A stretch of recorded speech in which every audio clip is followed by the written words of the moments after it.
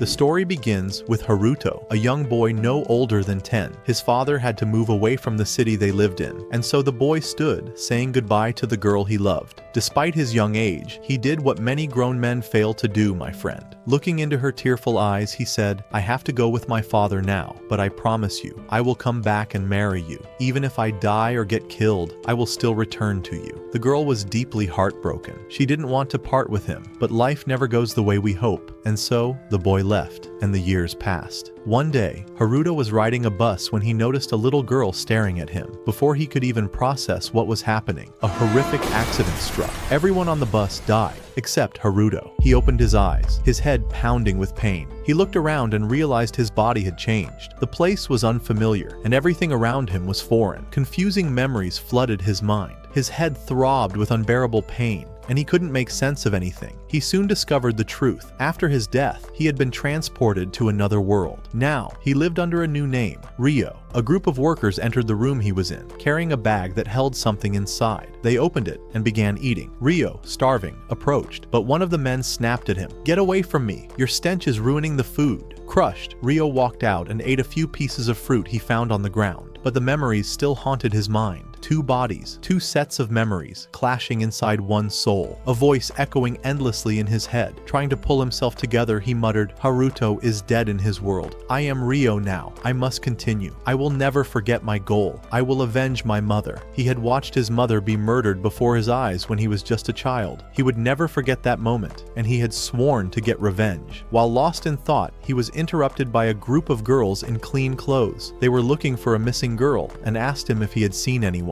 Ryo denied it, saying he didn't know anything, but the girls didn't believe him and hurled insults at him. Then, one girl, with white hair, stepped forward with gentle grace and said, I'm sorry for what my sisters said. They're just upset because our sister is missing. I need some information from you. Ryo admired her manner and calmly told her everything he knew. The girl, named Celia, used her magic to try to locate her sister, but she couldn't find any trace of her. Instead, she discovered something unexpected. Ryo was the only one in the area with magical energy similar to theirs. She didn't know how he had that power, but she didn't question him further. As thanks for the information, she handed him a bag full of money and politely took her leave with the others. Ryo opened the bag and smiled when he saw the money inside. He quickly tied it around his neck and rushed back to the cabin to resume work, but the moment he opened the door, a man lunged at him and struck him hard in the chest, sending him to the ground. Thankfully, the blow hit the bag tied to his chest and spared his life. Frustrated that Ryo had survived, the attacker moved in to finish him. Ryo was terrified, frozen in fear, unable to move or think clearly. Suddenly, a strange girl appeared in front of him. She gently grabbed his face and said, There's no time. You have to awaken your powers now, or we'll both die. In that instant, Ryo understood. And then, it happened. He transformed into Haruto once again. The memories from his first life rushed in. His combat skills, sharp and deadly, came back instantly.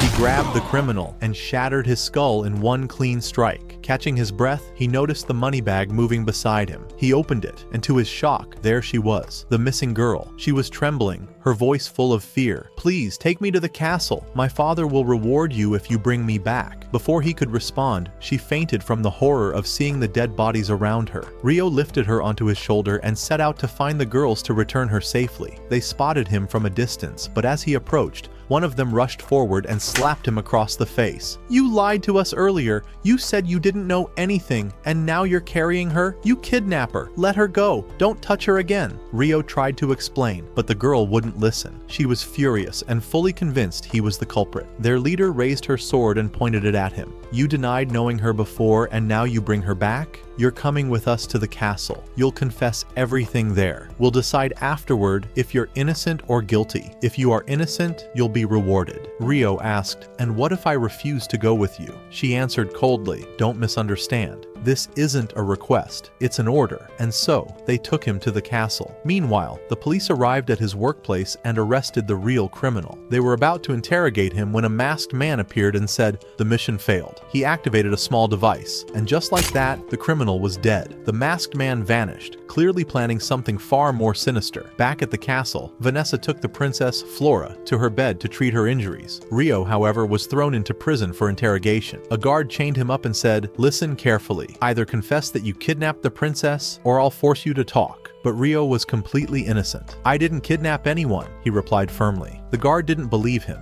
He beat Ryo mercilessly, demanding answers. Ryo, bruised and bloodied, stayed silent. He would not admit to something he didn't do. At that moment, Flora regained consciousness. Vanessa was sitting beside her, waiting for her to wake up. As soon as she opened her eyes, Vanessa told her everything. Flora immediately cried out, "Why did you imprison him? He saved my life. Bring him here at once. We need to reward him." Vanessa rushed to the prison and was horrified by Ryo's condition. She shouted at the guard, "I told you to treat him gently. Why did you do this to him?" The guard defended himself. "He's a spy. He kidnapped the princess. Give me a little more time and he'll confess." Vanessa snapped, "Release him now. He's the one who saved her." Stunned, the guard obeyed. Ryo, however, was still angry and refused to speak to anyone, not even Celia. She used healing magic to tend to his wounds, which slowly began to close. Later, Ryo woke up in bed, surprised his pain was gone. Celia stood by and said softly, "Don't worry, you're safe now. The king himself will honor you in 2 days." She added, "I'm truly sorry we hurt you yesterday. I promise it won't happen again." Ryo smiled faintly and replied, "It's all right.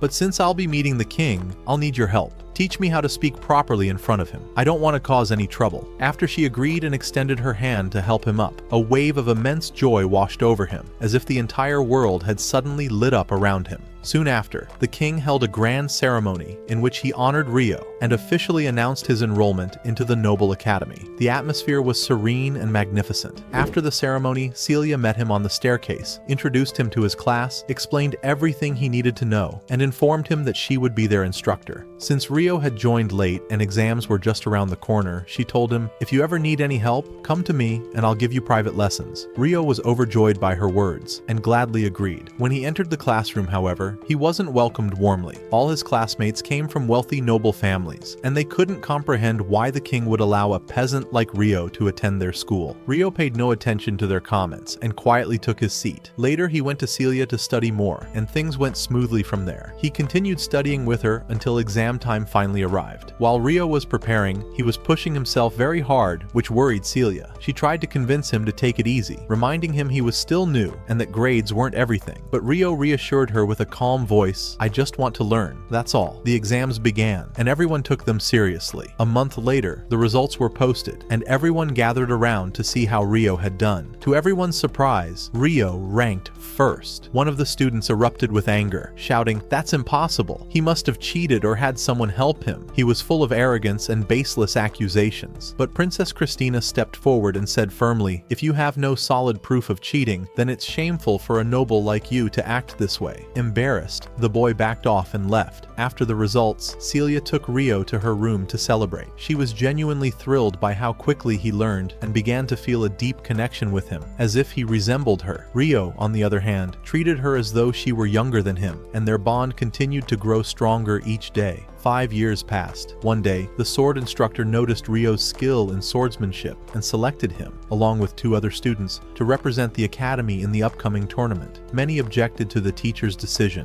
but he stood firm and said, "Ryo will compete, and that's final." Before the tournament, as Ryo stood with Celia, she asked him, "What do you plan to do after graduation?" He paused, then said, "I'll leave this country. I want to visit my mother's homeland, the one she told me about when I was young." Celia was clearly saddened, but she didn't show it in front of him. Days passed, and the tournament finally began. 3 students were to challenge 3 knights to showcase what they had learned. The first match was Ryo's. As the referee called his name, another student sneered at him, saying, "Try not to embarrass us. Just lose quickly and get off the stage." Ryo ignored him and stepped into the arena. The referee called out the opponent. "Charles, step forward." Ryo immediately recognized him. It was the same man who had questioned him when he first arrived at the castle. Charles was still angry. His rank had dropped after his previous encounter with Ryo, and he had been punished. The referee signaled for the match to begin. Charles launched a barrage of powerful attacks, not giving Ryo a moment to breathe.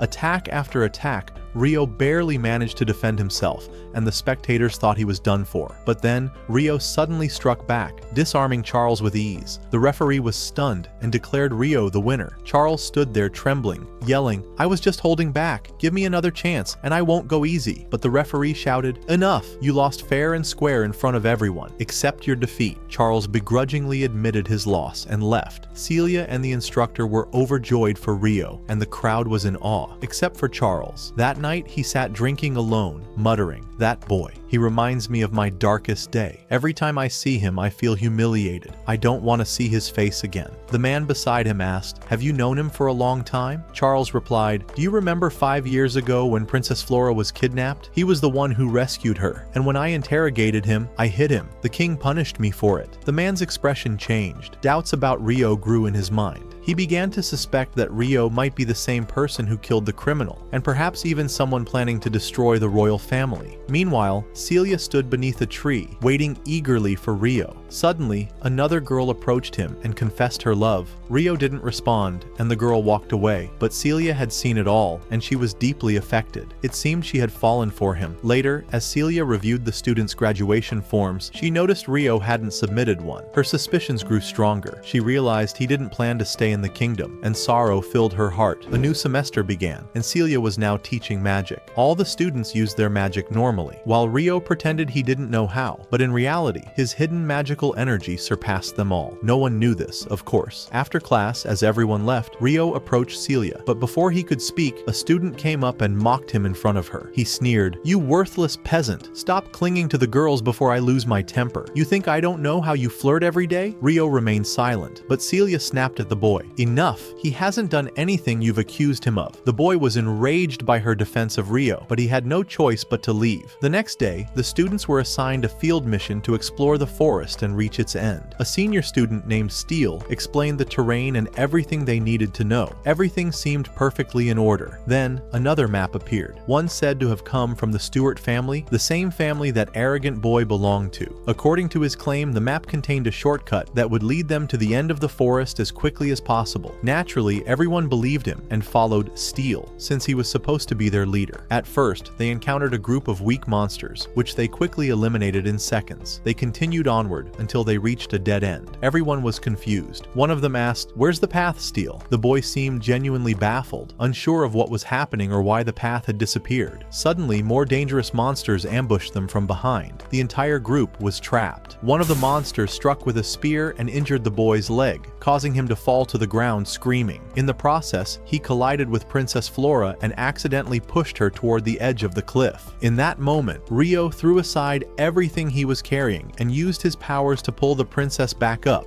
but ended up falling in her place. Although he wasn't hurt by the fall, he didn't know how he would face the others upon returning, or how he would even explain what had happened. Meanwhile, the other students banded together to fight the monster and managed to defeat it. The boy's leg was treated shortly afterward. When they asked him what had happened, they said, "Didn't you push Princess Flora and nearly kill her?" He denied everything, claiming that Ryo, the servant, was terrified of the monsters and had accidentally shoved him, which caused him to fall into Flora. Then he said, because Ryo felt guilty, he threw himself over the edge to bear the punishment. How disgusting! Where did he even get the nerve to fabricate such lies? Yet sadly, everyone believed him, except for Flora. She knew the truth and wanted to find Ryo no matter what. Meanwhile, someone was watching from the shadows, plotting a trap for Ryo to test his true power and confirm whether he was the one who had killed that criminal in the past. While the students were walking along peacefully, Ryo was hidden nearby, listening to the pig's lies and deciding not to return to the town again for fear of causing more trouble. Besides, he had never felt comfortable there. He had been thinking about leaving for a long time. Suddenly, a massive and unfamiliar monster appeared before the students. They tried to attack it using their powers, but it was useless. The monster was far too strong. It struck several students, laughed mockingly, and charged at them like they were prey. Everyone realized they couldn't win, so they scattered and fled as fast as they could. Only Flora remained. She had seen some of the injured students and ran to help them. The monster noticed her and started moving toward her, and she seemed doomed. Terrified, she screamed for help as the monster reached out to kill her. But how could such a thing happen while the legend Ryo was around? He appeared suddenly and sliced off the monster's arm, shouting, "Run from here now!" He activated his spiritual energy and began battling the monster furiously. Flora watched in awe, mesmerized by the sheer power he possessed. Ryo fought the beast with incredible skill. Then, gathering his energy into his sword, he struck a single clean blow that severed the monster's head. He had killed it all by himself. The other students finally arrived at Flora's location, but Ryo spotted them just in time. He used his power and vanished before anyone could see him. However, the man lurking in the shadows had seen everything and now knew who Ryo really was. It looked like he had dark plans in mind. At the end of the day, after all the students had returned to the castle, Celia was carrying some items to deliver to the king.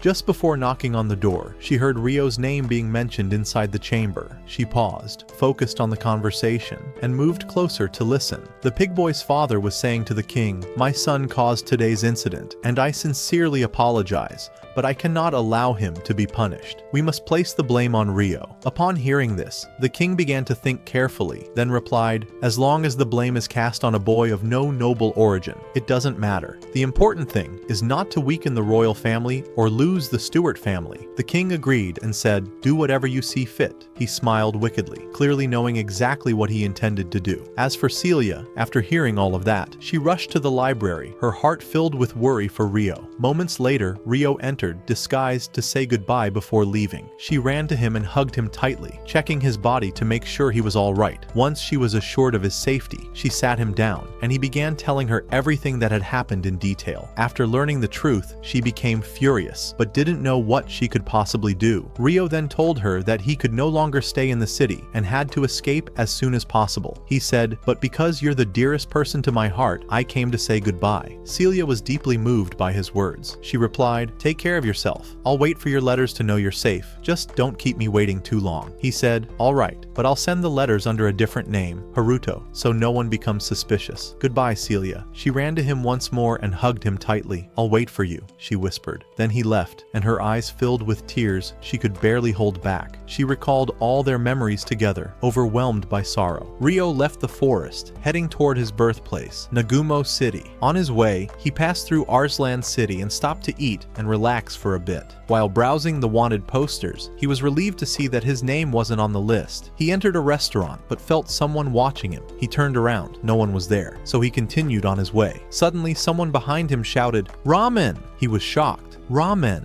Here." He couldn't believe it. He sat down, had a bowl, and asked the restaurant owner, "Where do you get your ingredients and spices?" The owner pointed to a nearby store, so Ryo went there and bought everything he needed. After that, he sent a letter to Celia, letting her know he was all right and everything was going smoothly. Then he left the city and resumed his journey. But on the road, he spotted a girl lying on the ground. As he approached to help her, she surprised him with a poisoned needle. She stood up and said, "I'm going to kill you." Ryo immediately dropped his belongings and began healing himself using his power. "I won't let you kill me." A fierce battle broke out between them. The girl was incredibly strong, wielding the energy of demi-beasts and skillfully using magic. Ryo didn't know how to handle her at first and tried to analyze her style, then realized she was focused entirely on a specific dagger. So, he deliberately left an opening in his defense, tempting her to strike. When she lunged, Ryo struck with overwhelming force, knocked her to the ground, and disarmed her. "You've lost," he told her. After the girl was captured, her eyes suddenly changed. She began to cry bitterly and called out for her mother to come save her. Ryo didn't understand what was happening and used his powers to try and calm her down. Then, she fainted, memories flashing through her mind. Memories of what had led her to this moment. She was from the same world as Haruto. She had boarded the very same bus he had before his death. After she died, she too awoke in this world, but as a slave, forced to serve the arrogant son of Stewart. That vile boy tormented her every single day, beating her until she could no longer resist. Around her neck was a slave collar, one that sent jolts of electricity through her body whenever she disobeyed his orders. When Ryo saw the collar, he realized someone must have ordered her to kill him, so he focused his mind and began searching for a spell that could remove it. After much effort, he succeeded, and the collar was finally broken. Latina awoke to find Ryo standing before her, his hand extended toward her. Fear surged through her, and she scrambled to reach for the knives behind him, but Ryo calmly said, "Don't try it. There's no point in what you're doing. I know you were forced to follow his orders and that you tried to kill me because of him. Don't worry. You're free now." He asked her to tell him what had happened, and once she realized she wouldn't be hurt again, her eyes welled up with tears. She broke down sobbing and began telling him everything. Stewart had ordered her to kill Ryo the moment he left the city, ensuring she left no evidence behind.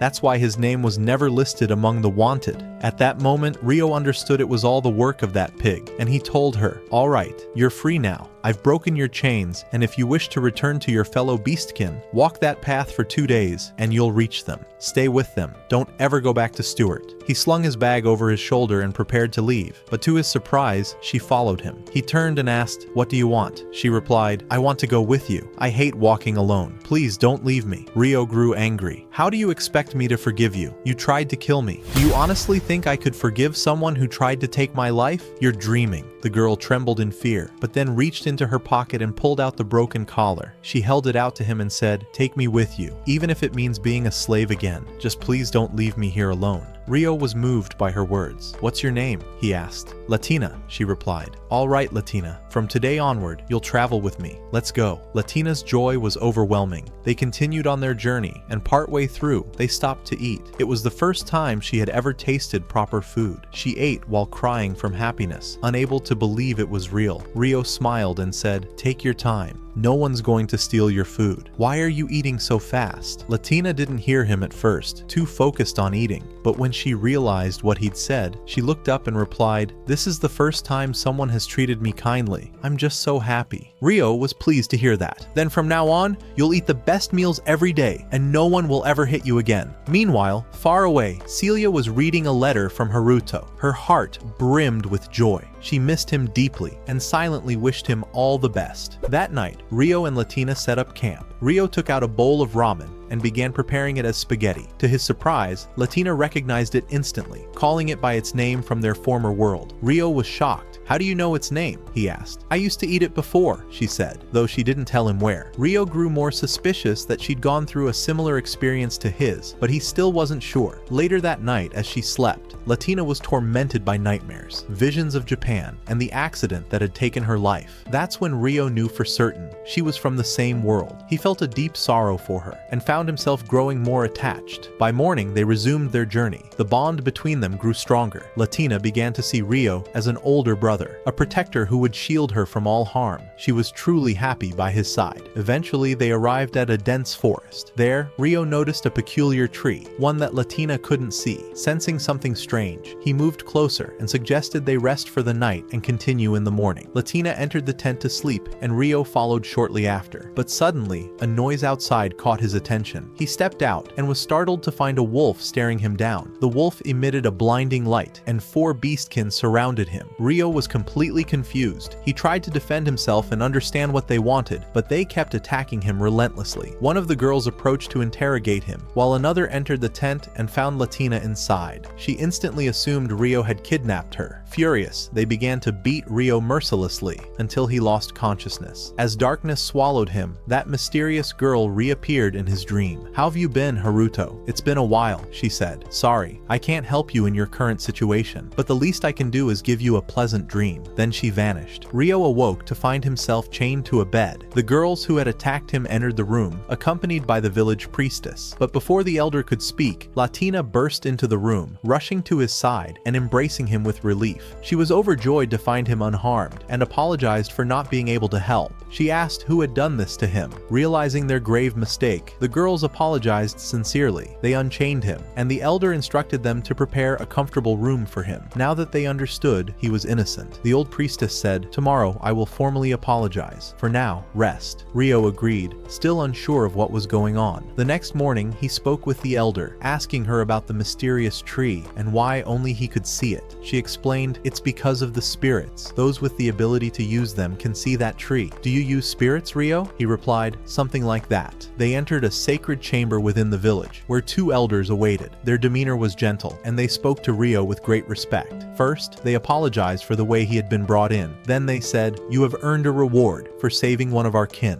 Ryo responded, "I'd like you to take care of Latina. She's been attached to me ever since we met, but my journey is dangerous, and I may not be able to protect her." The old priestess stepped forward. "We already intended to do that. Choose another gift, Ryo." He replied, "If you have someone who can teach me the art of spirits, I would be truly grateful." They all agreed. "Consider it done." Then, a woman entered the room. Everyone stood in respect. Her name was Doris, the spirit of the tree, revered by all. She approached Ryo, placed her hand on his head, and said, "Strange, inside you sleeps a human soul." Ryo didn't understand. "What do you mean? There's another soul inside me?" Doris explained. Yes, you possess a power unlike any other. Within you lies a dormant soul, human in form. If it awakens, it will grant you tremendous support and vastly enhance your abilities. Ryo struggled to grasp the full meaning of her words, but simply nodded and said, "All right." Days passed in the village, and Ryo had begun his intense training, seeking to enhance his spiritual energy. He learned new skills under the guidance of everyone in the forest. As for Latina, she now lived in a clean home alongside 3 demi-human girls. For the first time in a long while, she seemed genuinely happy. Meanwhile, a criminal was seen heading toward a cave, accompanied by a young boy. At the cave's entrance, the man said to the boy, "Stay here. I'm going to do something inside and will be right back." Moments after entering, he emerged holding a dragon egg in his hands. The boy, bewildered, asked why he had taken it. The man replied coldly, "That's none of your concern. I'm going to run some experiments on it. Just carry it and keep it with you until we reach the city." The boy obeyed, though his anxiety was obvious. Nervously, he asked, "Won't the dragons come after us? Why did we take their egg?" The man laughed wickedly. "Relax, no one will find us. We're far enough away now." But as he glanced back, his smirk faded. A swarm of dragons was flying straight toward them, their eyes brimming with fury. At that very moment, Ryo and Latina had just been officially recognized as members of the village. Doris herself had bestowed upon them the seal of belonging. A great celebration was held in their honor, filled with joy and cheer. Latina had fully blended in with the other girls and truly adored her new life. Seeing this, Ryo decided it was time to tell her his intentions to leave. Elsewhere, the criminal and his companion had stopped at a site near the forest. The man said, "We'll rest here tonight. Take this pill. I'll go scout the area." The boy took the pill, though he looked uneasy. The man then used his magic to soar into the sky, heading toward the dragon's nest. Finally, he muttered to himself, "It's time to execute the plan." Meanwhile, Ryo had taken Latina deep into the forest. He wanted to speak with her alone and share his decision. Latina walked beside him, smiling brightly. "Let's go back and rejoin the celebration," she said. "Why are we heading away from everyone?" "I need to talk to you about something important," Ryo replied. "But first, I have one question. Have you enjoyed your life in this village?" "Enjoyed it?" she exclaimed. "I absolutely love it. Everyone is kind to me. I have friends. Life here is peaceful and warm." "That's wonderful," Ryo said, smiling. "But there's something I must tell you. I'll be leaving the village to continue my journey alone. I don't want you to get hurt if something bad happens." Latina froze, her expression quickly clouding with sorrow. "No," she said softly. "I won't let you go. I want to come with you." Ryo tried to explain that his journey was dangerous and he might not be able to protect her, but she was heartbroken and walked away without another word. Back in the city, alarms rang out as the dragons approached. Guards were mobilized to face the threat. At the same time, the criminal used the absence of the dragons to slip into their nest and began stealing their eggs. It was clear he had something sinister in mind. Some demi-humans noticed the young boy and moved to interrogate him, but he panicked, unleashed the hawk that accompanied him, and fled. One of the girls tried to bring him down but missed. He was still celebrating his narrow escape when a massive dragon descended in front of him. His fate was sealed. Meanwhile, the criminal had gathered all the dragon eggs and completed his mission. He then shattered the pill he had given the boy, who dropped dead instantly. The egg he had been carrying fell to the ground and rolled to a stop before Latina. The dragon saw the broken egg and, consumed with rage, assumed Latina was the one who had destroyed it. He lunged at her with lethal intent. A demi-human girl rushed to protect her, but what could anyone do against a dragon? He struck them both down with a powerful blow. They lay on the ground, helpless. At the same moment, the village felt the tremors of the dragon's attack. The celebrations halted, and everyone rushed back to their homes. Ryo encountered one of the village elders along the path and asked what was happening. "The monsters are attacking," the old man said. "The forest is surrounded. We must flee at once." Ryo immediately remembered Latina was still out there, and without a second thought, he raced to save her. Elsewhere, the demi-human girl was hiding behind a tree, whispering to herself, "We need to lure the dragon away from the city to protect the people. But how? This is suicide." Latina, however, paid no mind to the danger. Determined, she decided to distract the dragon herself. And indeed, the beast followed her, tearing through trees, its fury unrelenting. Just when it seemed he would kill her, Ryo arrived. He struck the dragon and snatched Latina from its path, saying gently, "Stay here." Then he turned to face the beast with nothing but his bare hands. What followed was a dazzling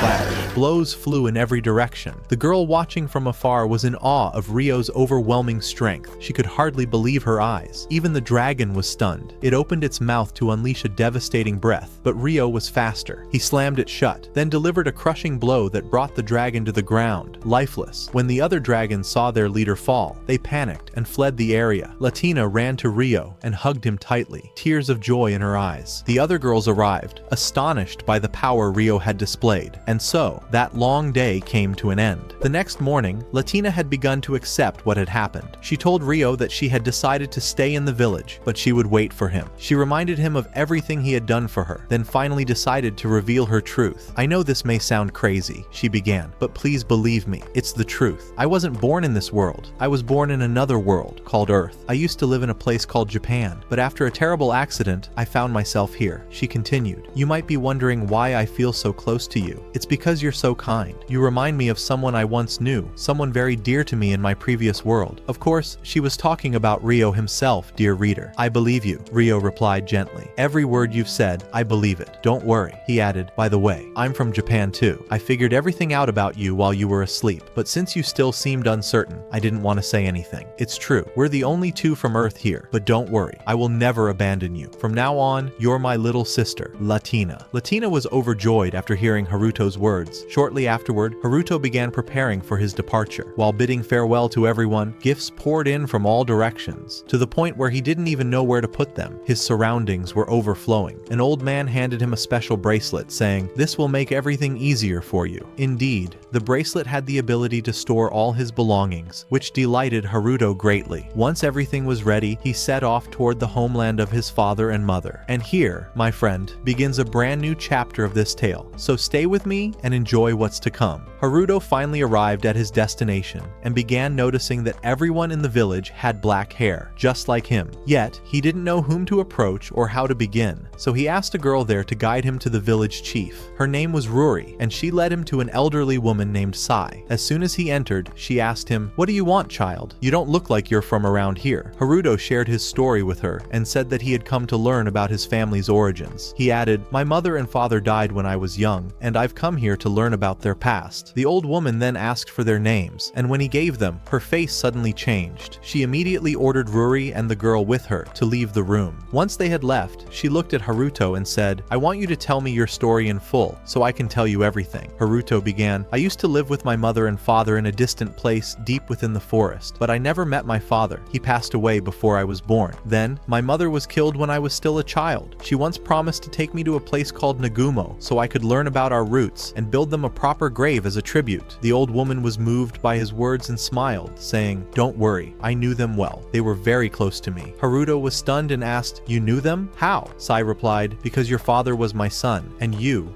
are my grandson, Haruto. Don't worry. We built 2 graves for them the moment they left the village." She then took him there to see them. As she stood before the graves, sadness filled her face. She looked at Haruto and said, "Long ago, your parents committed a grave crime. Many people began hunting them, and they had to flee the village. To help them vanish, we built 2 false graves so that everyone would believe they had died and stop searching for them." Haruto didn't fully understand, so he asked her why, but she simply said, "I'm not the one who should tell you the rest of the story." She then returned to her home, leaving Haruto alone by the graves to pray for his parents. He sat in deep sorrow, lost in thought before the tombstones. That night, he returned to the house, changed clothes, and went to sleep. The next morning, he began preparing food, joking around with those around him. The air was calm and cheerful. Later, Haruto met a young man named Shin, and the two immediately liked each other. They decided to go hunting together. Haruto showed great skill, catching everything that came his way. As for Shin, he barely managed to catch anything. That evening, Haruto found his clothes dirty and created a bath using his powers. He entered to clean himself, and as he came out, Ruri and Alma saw him. They were stunned by how clean he looked and asked, "How did you come out this clean? What did you do in there?" He explained the idea of a bath to them. They could hardly believe it and ran inside with delight. The next day, Haruto was speaking with his grandmother Sai when they suddenly heard shouting from the direction of the bath. They rushed over and found a man named John arguing with Shin. John shouted, "Why are you standing near the bath? Are you trying to hit on my sister? Leave this village, you filthy bastard." John was crude and harassing the girls. Shin couldn't take it and went to strike him, but he was no match. John easily grabbed him by the arm and started choking him. Just in time, Sai intervened and said, "Enough, John. If you weren't the son of the neighboring village chief, I would have locked you away until you died." John replied mockingly, "What's all this about? My cart broke down and I came to spend the night here. Is this how you treat a guest?" Sai couldn't find the words to respond. John walked away, and as he passed by Haruto, he tried to trip him. But do you really think Haruto would fall, my friend? No. John was the one who stumbled and fell, looking completely humiliated. A while later, the tax officer arrived in the village and decided to spend the night as well. During Haruto's training, Ruri and Alma were watching, amazed by his strength and physique. They asked him, "Why do you train like this every day? What drives you?" Haruto was reminded of his past love, the girl he once promised, "Even if I die, I will protect you." He told them, "It's a long story, but I'll tell you. When I was young, I loved a girl very deeply. I made a vow to keep training so that I could protect her. She's grown up now, and I don't even know where she is, or whether she's still alive. But I've never stopped training, because I believe our promise still lives. No matter how far apart we are, we'll meet again." The girls were deeply moved, filled with admiration and emotion. Later that night, Alma became scared of John and went to sleep in Ruri's room. When Haruto found out, he gave them a magical stone and said, "Place this in your room. If anything happens, I'll be able to protect you." They took the stone and did as he asked. That night, John and his gang were plotting to break into their room. They waited until everyone was asleep. John crept toward the room. Ruri opened her eyes and found him standing there, pressing his hand over her mouth. "Don't make a sound," he whispered. Then Alma woke up too, and John threatened, "If I hear a word out of you, I'll smash her face in, and you're next." But did he really think he could get away with this while Haruto was around? The legend himself stormed in and wiped out all of John's men. The moment he saw them, a vision of his mother's death flashed before his eyes. He shouted, "What are you doing?" John tried to fight back, but Haruto circled behind him, grabbed his throat in pure fury and growled, "I said, what are you doing?" John was helpless. Haruto unleashed a barrage of blows. Fist after fist smashed against his skull, unrelenting, terrifying. Even the girls were stunned by his raw power. Just as John was about to be beaten to death, the tax officer intervened and grabbed Haruto's arm. "If you hit him again, he'll die right here," he said. "I saw everything. He'll be punished for his crimes. You, Haruto, go and rest." Haruto obeyed and walked away. He stood beside a tree, boiling with rage. He whispered to himself, "Once again, I forgot my purpose. I cannot let that bastard who killed my mother continue to live. I must get revenge, no matter what." Afterward, Ryo returned home, and everyone was expressing their heartfelt gratitude for saving the two girls the night before. Even the tax chief himself thanked him, and was genuinely astonished by Ryo's actions. The following morning, the tax chief was preparing for departure. He took the goods with him, and also had John and his companions arrested, intending to take them to his father for trial. While speaking with the elderly woman, she handed him a letter and said, "Please deliver this to your father when you arrive." The young man replied, "All right," and began preparing for the journey. Everyone set out alongside the tax chief to deliver their goods and sell them at the market. Upon arrival, John and his group were taken away for trial, while the tax chief handed the letter to his father. By the way, his father's name was Hayate. Hayate read the letter, and a look of deep astonishment took over his face. He immediately ordered his son to go and bring Ryo at once. Indeed, Ryo was found and brought to the palace. As he entered and sat down with them, Hayate looked at him in disbelief and said, "I can't believe my eyes. You look exactly like her, Ryo." Ryo, puzzled, asked, "Like who? What are you talking about?" Hayate began recounting the story from the very beginning, saying, "Your mother belonged to the royal family. I was her servant, and the one responsible for her protection. One day, while I was training the soldiers, a strange young man appeared. He was fierce and powerful, defeating all enemies on the battlefield, and he was the reason for our many victories. I challenged him to a duel to measure his strength, but he defeated me effortlessly. From that moment, I decided to appoint him as the guardian of the princess, your mother, Ryo." Over time, their bond grew closer and deeper, and the princess eventually fell in love with him. But during one of the royal meetings, the emperor's son saw her and was captivated by her beauty. That night, he sent his servant to kidnap her, but your father confronted him and delivered a fatal blow. When the emperor's son discovered what had happened, he was enraged. He demanded to marry the princess as a political arrangement, threatening to plunge the nation into war if the demand wasn't met. With no other option, the king decided to help your parents flee the village.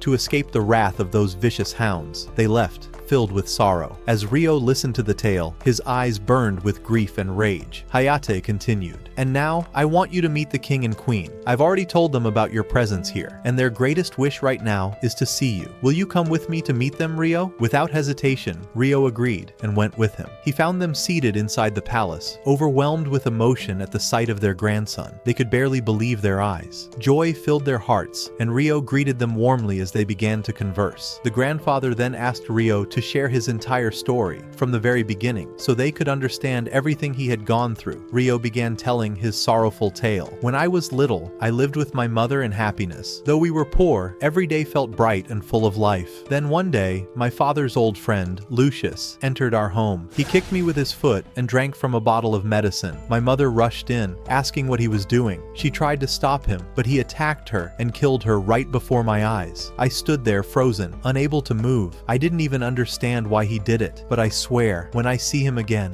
I will show him no mercy. I will avenge her, no matter what it takes. The king and queen were heartbroken by what their grandson had endured. They asked him, "Do you still intend to walk this path of vengeance? Have you considered letting go?" Ryo replied with resolve, "I know the path of vengeance is dark, full of pain and obstacles, but it's the only path I see before me. I won't rest until the dog who murdered my mother lies dead." The grandfather admired his determination and said, "Impressive. But to truly gauge your strength, I want you to duel Hayate in a one-on-one battle. No one has ever defeated him, except for your father. Now I want to see if you truly have what it takes to claim vengeance." Ryo responded, "I accept." They made their way to the training arena. Hayate rolled up his sleeves and charged at Ryo with ferocity, thinking he was just a weak boy, but he had no idea that Ryo would make him look like a mere child. Everyone watching the match was in disbelief. How could the legendary Hayate be unable to match Ryo? Hayate stepped back, preparing to use his ultimate technique to end the duel. He thought it would be enough, but Ryo unleashed his strongest move, the water spirit technique, and struck him down with overwhelming force. The king and queen were stunned. They said, "Well done, Ryo. We are no longer worried. When your journey is complete, return to us. We will always be waiting for you with open arms." Ryo replied, "All right, I'll come back." After that, Ryo returned to the village. Everyone had already entered earlier, but Rory saw him standing by the graves of his parents. He was reaffirming his vow, whispering, "Now I know the full truth. I will take your revenge. Don't worry." He added, "Goodbye." Then he went home and told Rory everything that had happened. She was overjoyed to learn that Ryo was her cousin, and her happiness knew no bounds. Later, Ryo told his grandmother that he didn't plan to stay forever. He would remain until the next harvest, then continue his journey to explore the world. The elderly woman didn't object. She said, "All right, do as you see fit." Days passed, and Ryo gradually became an essential part of the village. He helped everyone in many ways, and they all grew to love him. Life there was peaceful and warm. One day, while he was teaching Alma a few things, she realized that he would be leaving in 2 months. She was devastated, unable to hold back her tears. She whispered, "All right, I understand." She returned home in tears, not knowing what to do. Her brother saw her and asked, "What's wrong? Why are you crying? Who upset you?" She replied, "No one upset me. I just found out that Ryo will leave the village in 2 months. He didn't do anything wrong. The problem is with me." Shin understood right away. His sister had completely fallen in love with Ryo, so he went to the elderly woman's house and knocked on the door. Ryo came out to greet him and asked why he had come at that hour. Suddenly, Shin knelt to the ground, bowed his head and pleaded, "Please, stay in our village. I know I'm being selfish, but I beg you, don't leave." His sister saw him kneeling for her sake, and her heart ached. She rushed to them and apologized for what had happened. Shin looked at her, unsure of what to do, his eyes heavy with sorrow. After that, Ryo gradually began to understand the situation and realized what was happening around him. Days passed and months followed until the long-awaited day of the harvest finally arrived. Ryo was preparing to leave, and everyone was celebrating the occasion, enjoying the food he had prepared for them as joy filled the air. But while Ryo was standing amidst the celebration, Alma approached him and asked him to come with her. Ryo agreed and followed her to see what it was about. Alma stood before him, overwhelmed by shyness, speaking in a low and cautious voice. She confessed her feelings to him and said, "Please, take me with you on your journeys. I love you, and I cannot live without you." But Ryo, after listening to her, gently apologized and said, "I'm sorry, but I cannot return your feelings." Alma tried to persuade him in any way she could, but Ryo's heart had already been stolen by another girl the moment he arrived in the village. Shin had been watching the situation from afar and saw his sister's heart break before his eyes, powerless to stop it. The next morning, Ryo began preparing his belongings and got ready to depart. He bid farewell to everyone, and all were saddened by his departure. But Alma didn't come to say goodbye, which made him even sadder, for he felt he had broken her heart. As he left the village, he found her standing there, waiting for him. She said with a smile tinged with sorrow, "I know you don't love me now, but believe me, I won't give up. I'll keep trying until the very end. I'll never grow tired. You just have to do your best to keep up with my pace, Ryo. See you." Ryo smiled at that moment, feeling happy that she had returned to her strong self, and replied with a smile, "See you." Then he continued on his journey until he he reached the city of demi-humans, where he met Latina. The girl was overjoyed to see him return, completely immersed in happiness. Ryo greeted everyone and told them he had been passing through and decided to visit. He also mentioned he was planning to build a small house to stay in during his visits, and everyone welcomed the idea and offered to help. Ryo returned home and took a short nap.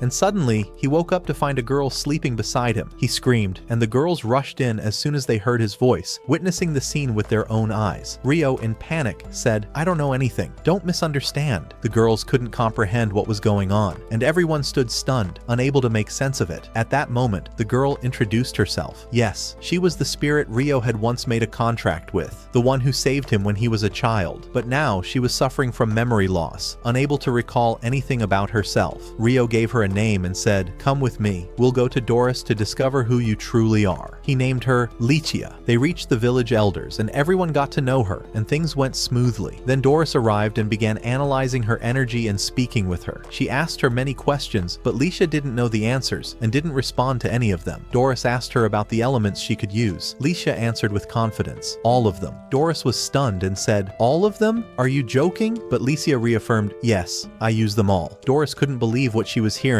and asked Ryo to test her. They went outside and the battle began. At first, Ryo tried close combat and Lichia matched him skillfully, moving cautiously, as if afraid to hurt him. Then she tried using all the elements. She wasn't joking. She really could use every element, with immense spiritual power, even vanishing suddenly from sight. It was truly astonishing. Doris intervened at the last moment and stopped the fight before they destroyed the forest. Then she began explaining more about spirits and their nature. After that, everyone stayed there for a while, learning more about each other's abilities. Days passed and months followed until Ryo ended his stay there and decided to continue his journey. The villagers gave him a set of gifts, including a hairpin that allowed him to change his hair color to any color he wanted, and a magical compass that would instantly return him to the forest. He said goodbye to Latina and everyone else, then resumed his journey. His plan was to pass by the kingdom where he had studied as a child, to greet Celia, especially since he hadn't sent her a single letter in 2 full years. At that time, Celia stood in the garden, holding Ryo's last letter, deeply saddened, hurt by the silence he had left her in. Charles, the meddlesome young man, saw her and began to approach with his usual words. It was clear she had been engaged to him, but he was approaching her in an annoying way she could barely tolerate. Meanwhile, Ryo had arrived in the city, disguised along with Lichia, so no one would recognize them. They quietly sneaked towards Celia's room inside the palace and successfully reached it. They opened her desk, but it was completely empty. There was nothing inside. Ryo was shocked and asked Lichia to use her magic on one of the nearby servants to interrogate him. He asked, "Where is Celia? Why isn't she here?" The man told him that Celia was now at the Duke's mansion. Ryo was stunned and asked why. The man replied, "It's normal. Her wedding will be held soon. She's going to marry Charles Arbor." Ryo froze in place, unable to believe what he was hearing. He immediately asked, "Is this marriage her choice?" The man replied, "No, it's purely a political marriage. 3 years ago, a war broke out in the kingdom, and the king and his daughter Flora fled. After that, the Arbor family seized power, and to strengthen political ties, Celia was chosen to be Charles's bride." Ryo couldn't contain himself, and decided to go see Celia himself and find out the truth. He asked Lichia to locate her, and learned she was at the Duke's mansion, heavily guarded from all directions. Do you think Ryo would back down? Of course not, my friend. He snuck through the darkness without anyone noticing, and finally reached Celia, who was in deep sorrow, contemplating burning Ryo's letters. And in that moment, the hero appeared. He opened the door, and his hair returned to its natural color. Celia recognized him instantly, couldn't believe her eyes, and threw herself into his arms, overwhelmed with joy. They spoke for a bit, then she hurried to prepare some tea. Ryo asked her, "I heard you're getting married tomorrow. I don't want to bother you or belittle the man you're about to marry, but Charles doesn't deserve you, does he? You know that, don't you, Celia?" She replied, barely holding back her tears, "Yes, I'm marrying him tomorrow. I know your memories of him aren't pleasant, but I've grown up now and reached the age of marriage, and I must marry." Ryo asked, "Are you sure about this? Do you truly want to live with that man?" She hesitated, then burst into tears. "And if I refused, would you take me? Would you marry me? Would you take me away from this place and run?" "Of course not. Forget what I said and get out of here before you're caught." Ryo didn't understand why she was acting this way, and he tried to get the truth out of her, but she refused to answer and told him, "Leave." Ryo left indeed, unable to understand what was going on. As for Celia, she felt overwhelming happiness happiness to have seen him again, and said to herself, "This is for the best. I'm just a puppet following orders. Ryo shouldn't have to carry my burdens." At that moment, Ryo stood beside Aisha, sorrow clouding his face. He was clearly displeased with the situation and with Celia's behavior, and he was doing everything he could to uncover the full truth. And indeed, the next morning, Celia was preparing for her wedding ceremony, the sadness etched deeply into her expression. Meanwhile, Charles was standing with a known criminal, and it became clear that the two had formed a secret alliance aiming to overthrow the royal family and seize the throne. The criminal sensed a spiritual presence nearby, but he couldn't pinpoint its source. As for Celia, once her preparations were complete, she stepped out of her room, only to be introduced by Charles to his 6 other wives. Yes, my friend, that scumbag was already married to 6 women, and now he wanted Celia to be the 7th. He left them to get to know one another, strutting away in his arrogance. In those tense moments, the wives turned to Celia and spoke with pure disdain. "You may be the king's daughter now, but once you marry Charles, you'll be the lowest among us. You better learn your place now, or we won't be so kind next time." Celia couldn't respond. Her heart was drowning in sorrow. Aisha had been watching from afar, and after hearing everything, she rushed to tell Ryo what had happened. Soon after, Celia boarded the wedding carriage and sat beside Charles as the wedding procession began to move.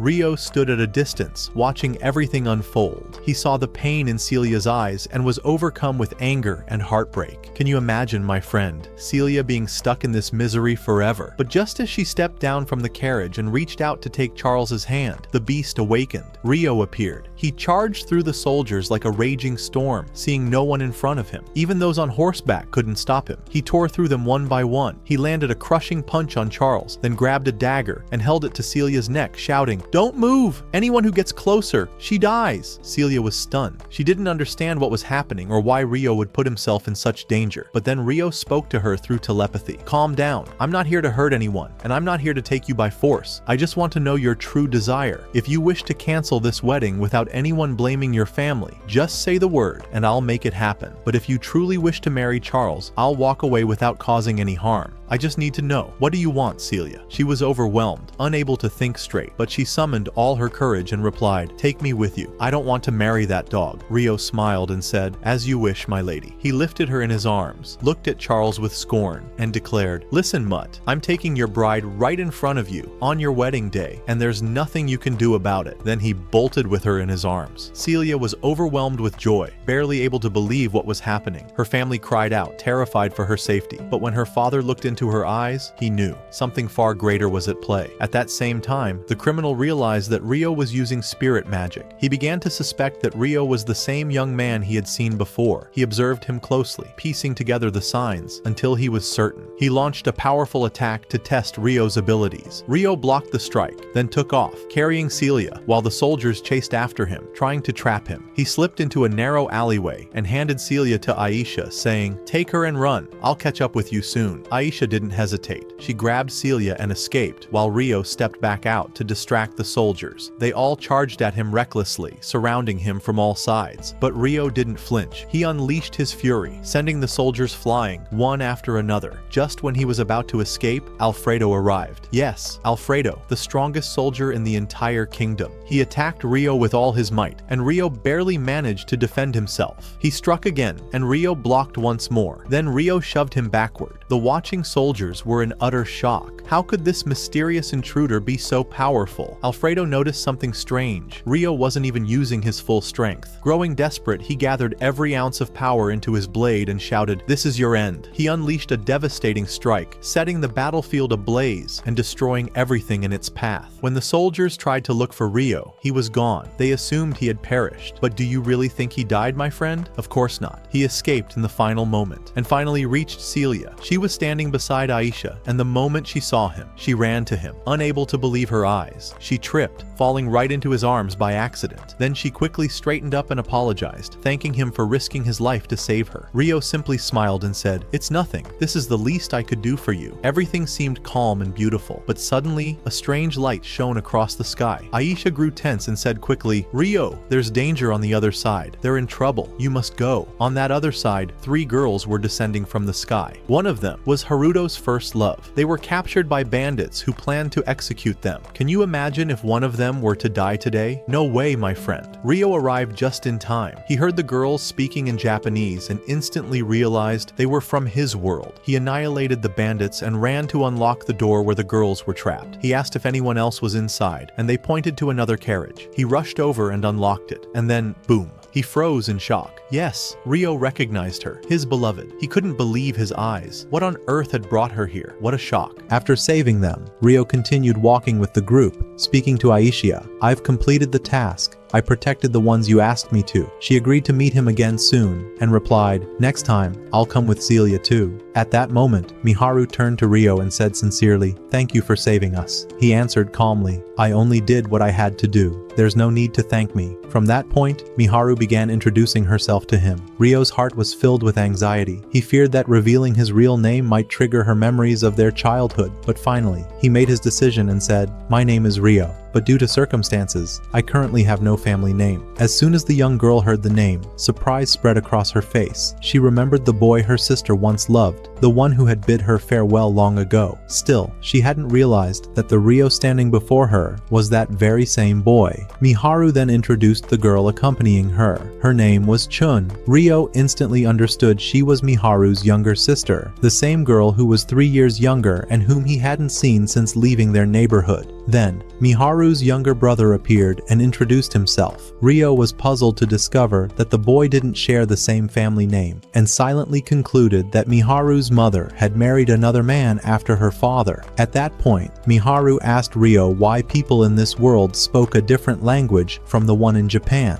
Ryo explained that it was a complex matter and promised to tell her more later. As they continued walking together, Ryo suddenly stopped at a certain place. He concentrated his power, and suddenly, a massive stone house appeared before their eyes, seemingly carved out of a giant boulder. Everyone stood in awe, unable to comprehend what had just happened. Then Ryo turned to them and said, "I know it looks like a rock from the outside, but believe me, the inside is fully livable." As they stood before the stone house created by Ryo, Ichika appeared, this time with Celia. As soon as Celia saw Ryo, she rushed to him in a panic, asking if he was okay. When she realized he was safe, her heart filled with joy at the fact that he'd saved everyone. Ryo then introduced her to Miharu and her group, but Celia was surprised when she realized they were speaking the same language Ryo used to speak when they first met. She couldn't understand a single word. At that moment, Ichika stepped forward and kissed each of their foreheads, granting them a portion of her magic to enable communication. She then clarified that this magic was only temporary and would fade in time. After that, Ryo invited them inside. Though the house looked like a solid rock from the outside, the interior was spacious and fully equipped for living. He allowed them to use the bathroom to shower and recover. Meanwhile, he sat down with their younger brother and began cooking a simple meal with his own hands. As he prepared the food, he spoke to the boy about everything that had happened and explained more about the nature of this new world. At the same time, Ichika sat privately with Miharu and shared deeper insights, telling her that she was, in fact, a spirit bonded to Ryo, her existence entirely tied to him. Later, as everyone gathered around the table, Ryo began explaining what had truly happened. He said that everything they experienced was the result of summoning magic. He clarified that this type of magic was incredibly rare and could only be performed by a few individuals. The person who casts it must use nearly all of their magical energy to transfer people from one world to another. This means whoever summoned them must possess unnatural power and a magical level beyond human limits, unless they weren't human to begin with.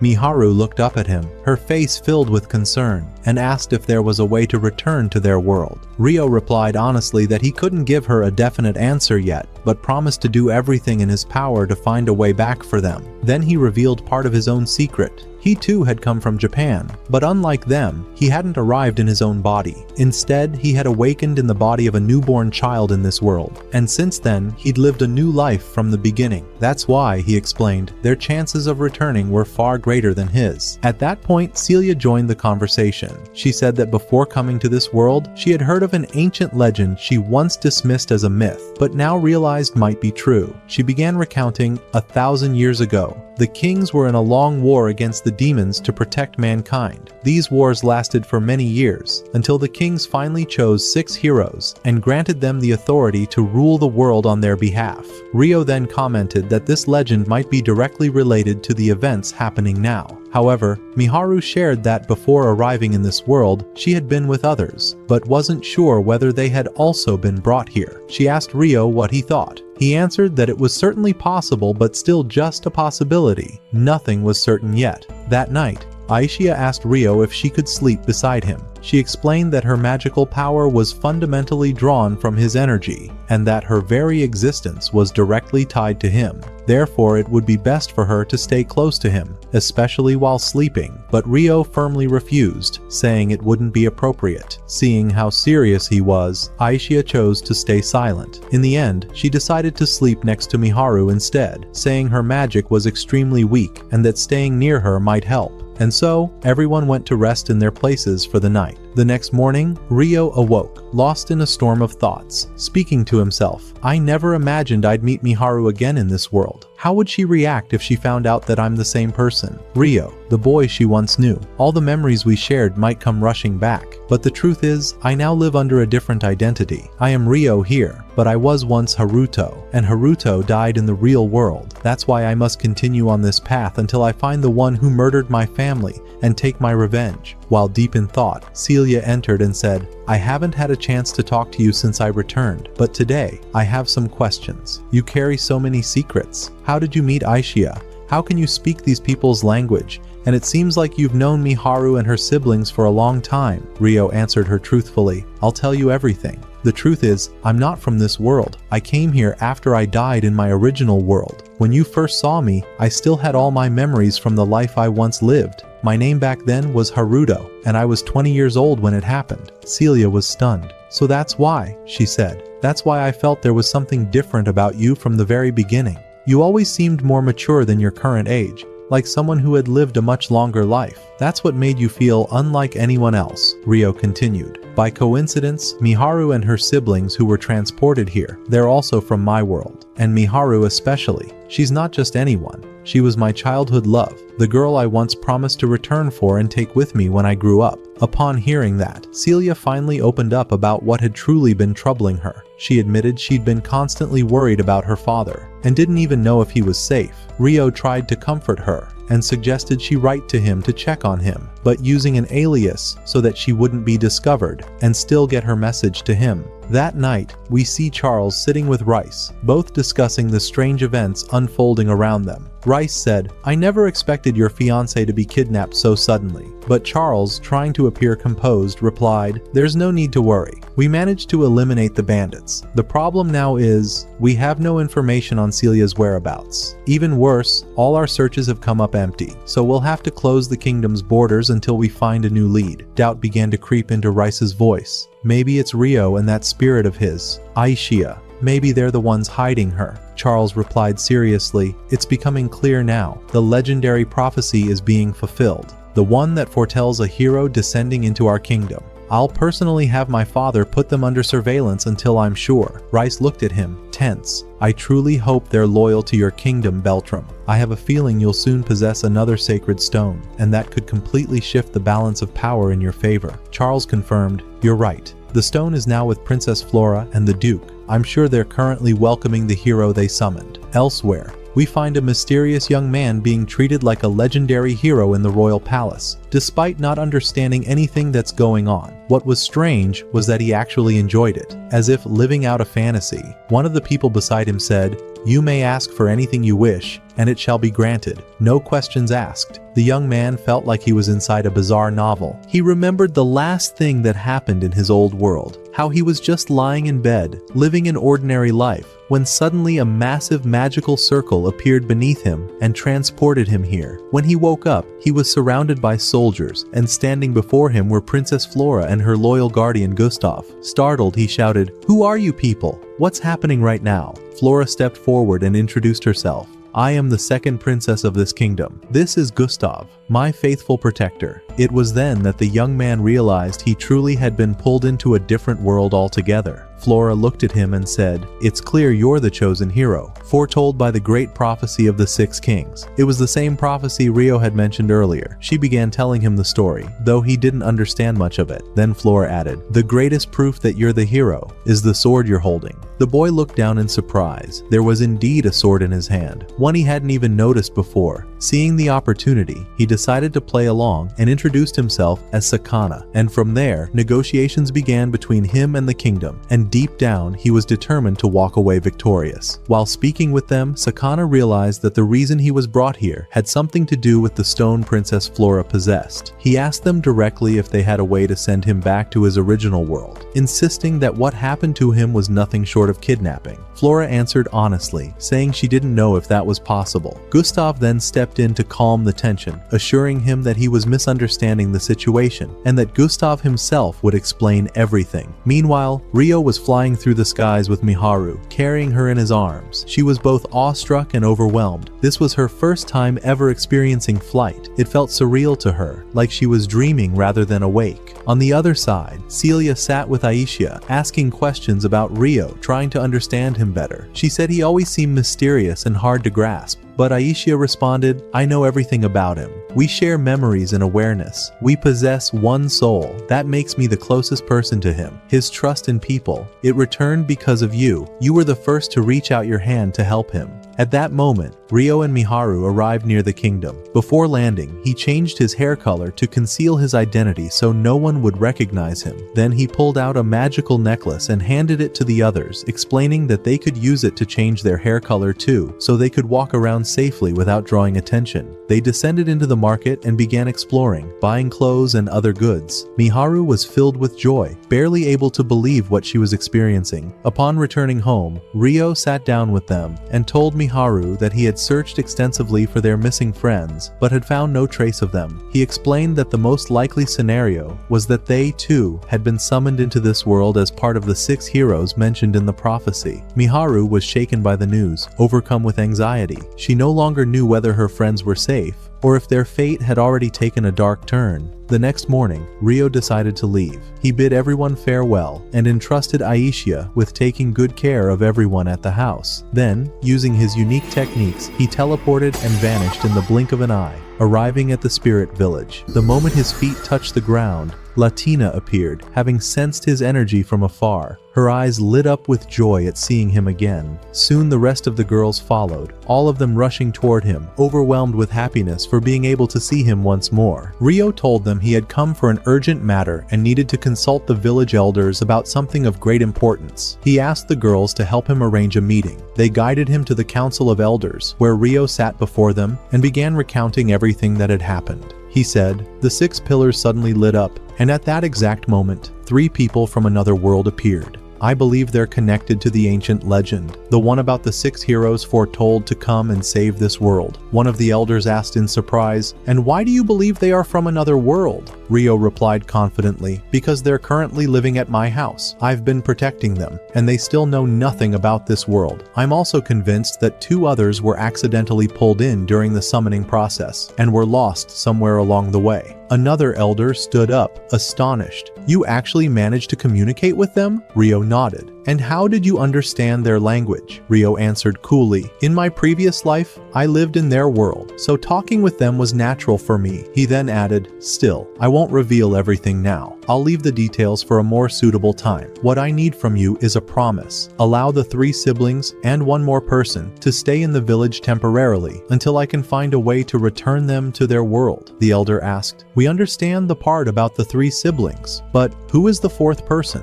Ryo replied, "She's my teacher. I saved her from a political marriage that would have destroyed her. On her wedding day, I rescued her from that fate." The girls present looked at him in admiration, touched by what they heard. The elder nodded and said, I agree to welcome them into the village, but under one condition. If they ever return to their world, they must never reveal the secrets of the spirit village. Ryo accepted without hesitation, and it was agreed that he would personally bring them to the village. That night, Ryo stood with Latina and said, I'm sorry for talking about my past life in front of everyone, but I had to do it to explain things to the elders. She asked him, do you think I should tell them the truth too, that I'm also from another world? He replied, you're not obligated to say anything. If you want to keep it a secret, then keep it to yourself. She asked again, those people who appeared, they're from your world, aren't they? He answered, yes, they're from my world. She followed up, did you tell them that? Ryo nodded. Yes, if I hadn't, they would have asked how I understood their language. I had no choice but to tell them. But even if more people from our world appear, you'll still be special to me, Latina. Then he explained, one of them is a girl who was my childhood love. The others are her siblings. Still, I've kept it a secret that I'm the same boy she once loved, for two reasons. First, they're still adjusting to this world. Second, I'm no longer the same person I used to be in the other world. He asked Latina to keep this conversation between them. The next day, Ryo said goodbye to Latina and the rest of the girls, telling them he would travel to retrieve the three siblings. He would be gone for about 2 weeks, and so he departed. We then shift to a completely different kingdom, where the king was seated in a grand hall with a princess. He told her that he summoned her urgently for a serious matter. He explained, we used a powerful magical stone to summon a girl from another world, and it turns out she's a hero. I've heard that your kingdom also managed to summon someone from another world. Since this has now become a reality, I want you to inform your kingdom that they are invited to the ceremony we're hosting, and don't forget to remind them of the hero they summoned. The princess agreed to deliver the message, but she asked, what is the name of the hero you summoned? The king replied, she said her name was Suki, but later explained that Suki is her family name, because in her world, family comes before the individual. The princess found the name strangely familiar, as if she'd heard it before, and it stirred a suspicion in her heart that Suki might be from the same world as their own hero. The king granted her permission to meet Suki in person, and so the king's daughter escorted her to where she was staying. Elsewhere, we see Rice standing in the heart of a dark forest, surrounded by terrifying monsters whose eyes glowed in the shadows. He issued a cold command. I want you to capture anyone with immense magical power. You have until tomorrow. The monsters shot off like a raging storm, rushing toward their target. Meanwhile, Rice's trap to ensnare Ryo was slowly unfolding. The next day at Celia's home, she was sitting and playing with the younger brother, while Miharu sat with her sister. Their conversation inevitably turned to Ryo since the moment they met him. Her sister noticed and asked with clear jealousy, why are you talking about him all the time? Jealousy was written all over her face. Miharu replied calmly, trying to reassure her, I trust Ryo. I'll leave everything to him. He'll find a way. Her sister gave a sarcastic half laugh and said, this is the first time I've seen you flustered in front of a guy. You seem happy being around him, but Miharu quickly denied it. Maybe it's just because he's kind and gentle with us. Nothing more. Her sister snapped back. His rudeness reminds me of the old Haruto. Realizing her words were harsh, she apologized and left, only to fall deep into thought. Did she still love Haruto? Or was her heart beginning to lean towards someone else? At that moment, Rice's monsters appeared around the house. The air changed. A heavy, eerie presence blanketed the area. Miharu and her sister froze in fear and rushed to get inside. But the monsters broke through the magical barrier and stormed in with terrifying force. Just as it seemed everything would end, Ichika appeared, unleashing a powerful spell that drove the monsters back. She said, they were drawn by the barrier's energy, but don't worry, I'll protect you even if it costs me my life. Before she could finish her words, a massive beast lunged at Miharu and her sister. At the last moment, Celia intervened and saved them both. Suddenly, a whirlwind of power burst through the air. Ryo had arrived, throwing himself into the battle with everything he had. The monsters fought back with abnormal strength. They weren't ordinary creatures. Ichika told him, these monsters don't emit the usual aura. Their dark color exposes what they truly are, something entirely different. Ryo managed to take one down, only to find its body vanish and leave behind a strange crystal. He realized this was no illusion. These were real beasts. At the same time, Ichika used her magic to eliminate the rest. After the battle, Ryo gathered everyone and said, "We have to move immediately. The danger is far from over." On the other side, Rice was observing as his monsters returned to him, but he noticed some of them never came back, specifically the ones Ryo had defeated. The others returned, bringing captured warriors caught in the trap. Rice then ordered them to spread out again and continue the operation until his goal was achieved. The next morning, Ryo transported his group to the village. Everyone was left stunned by the strange sensation of instantaneous travel. They couldn't believe they had left their previous location and arrived somewhere new in the blink of an eye. As soon as their feet touched the ground of the village and they saw the demi-humans, their gazes froze for a moment. Their forms were unfamiliar and different from anything they had known before. Ryo smiled calmly and explained that these were not merely demi-humans, but unique spirits who lived hidden from the world, and only a very few people even knew of their existence. Suddenly, Latina spoke fluent Japanese, and everyone's eyes widened in shock. She laughed and said that, like Ryo, she retained memories from her previous life. She then offered to teach them the language of this new world. Ryo looked at her and asked if she was sure about revealing her true identity to everyone. She replied confidently that she had already told the village elder and her friends long ago, and they had accepted her as she was. The moment she heard Miharu's name, she immediately recognized her and welcomed her warmly. They then began a calm tour around the village. They noticed that the villagers were eyeing them with cautious, mixed expressions. Curiosity laced with fear. Ryo explained that the village had been isolated from the human world for a long time, and its people were naturally reserved when dealing with outsiders. Soon after, the village chief and the other elders arrived, warmly welcoming the guests. They held a small celebration adorned with lights and incense, where Dryas greeted them kindly, and the joy spread throughout the place. Miharu's younger sister watched the scene with sparkling eyes. She noticed how the villagers interacted with Ryo, with love, respect, and trust, and she felt that this young man truly was someone worth relying on. The next day, Ryo and Celia said their farewells to everyone. Miharu had prepared a generous meal for them, and, while looking at Ryo with grateful eyes, said, "Thank you for everything you're doing for us. I promise I'll repay you one day." He simply smiled in return,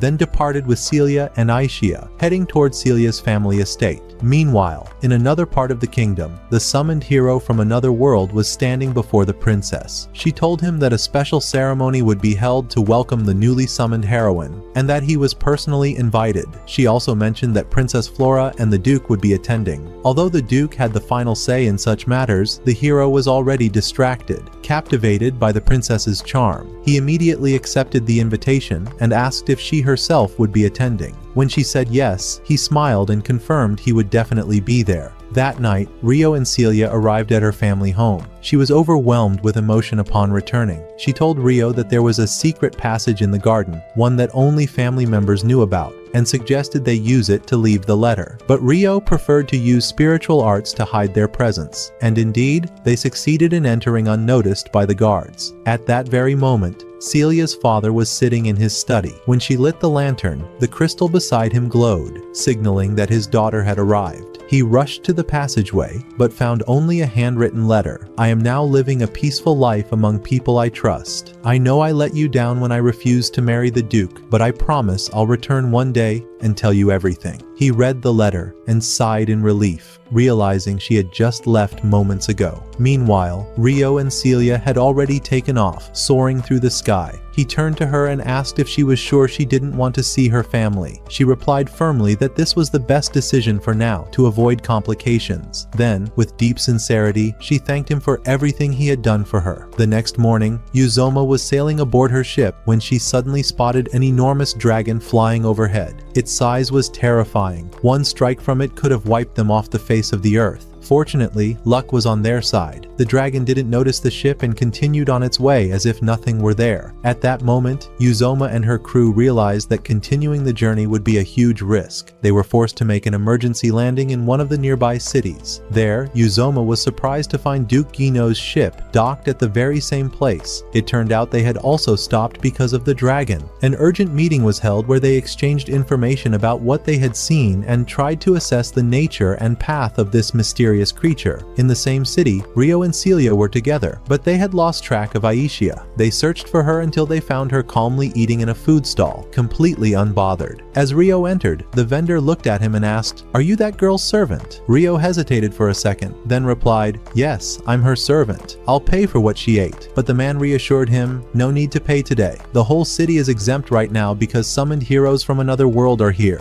and they've been invited to a grand ceremony in a city called Galark." At that, Ryo asked nervously, "Do you know their names?" The vendor replied that he didn't, but he heard their ship was headed to Galark for the ceremony. During the meeting, Sama said that the presence of such a powerful dragon nearby was terrifying and dangerous, far beyond what humans could handle. Uzoma replied that, in the worst-case scenario, if the dragon threatened the city, they would propose evacuation. Sama then asked her what she planned to do now. She said she was returning to her homeland. She had left her assistant in charge, but in truth she was the actual ruler, and her country needed her. Sama looked concerned and said that returning now was risky, but Uzoma reassured him that her maids were used to battle and danger. Sama responded firmly, "I'm a hero. How can I stand by and watch? I'm coming with you." One of them tried to object, but Gustav interrupted saying, "He's a hero. Our status does not allow us to stop or command him." Uzoma then clarified that Sama was a hero from a different kingdom and should not risk his life for theirs, but his persistence made her agree in the end. As they were preparing to depart, one of the guards sent by the Duke to protect her arrived. He introduced himself as Brandt and turned out to be someone who knew the maid Arya from long ago. He told her that he had searched for her for a long time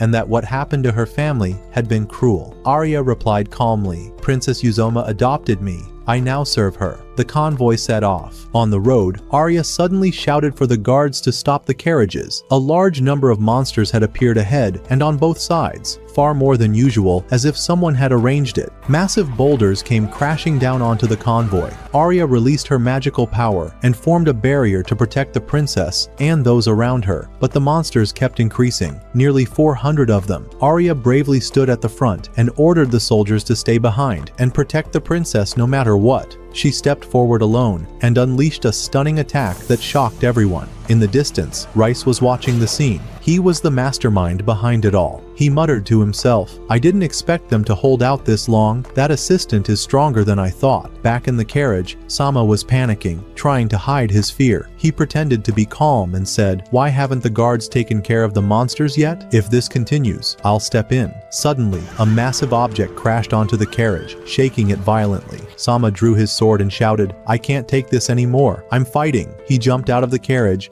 followed by the two princesses. Uzoma cast a barrier spell to protect Flora. Still, Sama hesitated to unleash his power. He knew that activating it would draw the monsters toward him, and the truth was, he didn't have the real skill to face such overwhelming numbers. So he asked the third princess to tend to Flora and help a wounded soldier. She used a healing technique that revived their morale. Her assistant soon returned and reported that she had eliminated many of the monsters. The princess smiled confidently and said, "I'm counting on you. Finish the rest." Her assistant charged forward, fighting with such power that Brandt stood in awe of her strength. But the true shock came when a minotaur appeared. The massive beast approached Sama with heavy steps. Sama collapsed to the ground, frozen in terror. The beast charged toward the maid, who barely dodged the first strike. Still, that light blow flung the carriage away, nearly killing Flora, until Uzoma saved her at the last second. Just as the beast was about to swing its massive sword again, a sharp flash cut through the air. It was Ryo descending from the sky. He raised his sword and sliced through the Minotaur's body, erasing it in seconds. Everyone stood in utter shock. Flora saw his face and immediately recognized him as the one who had saved them before, back at the academy. Moments later, another Minotaur appeared, larger and stronger. Without hesitation, Ryo charged at it, clashing with its massive blade and throwing it deep into the forest. Then a third monster emerged. Ryo met it head-on with swift and decisive strikes that left everyone speechless. As he got closer to Flora, he recognized her too. Ryo looked around in disbelief. He couldn't comprehend how he had encountered the princess in a place like this. He muttered to himself, "I never imagined I'd see her here." Suddenly, Princess Uzoma addressed him,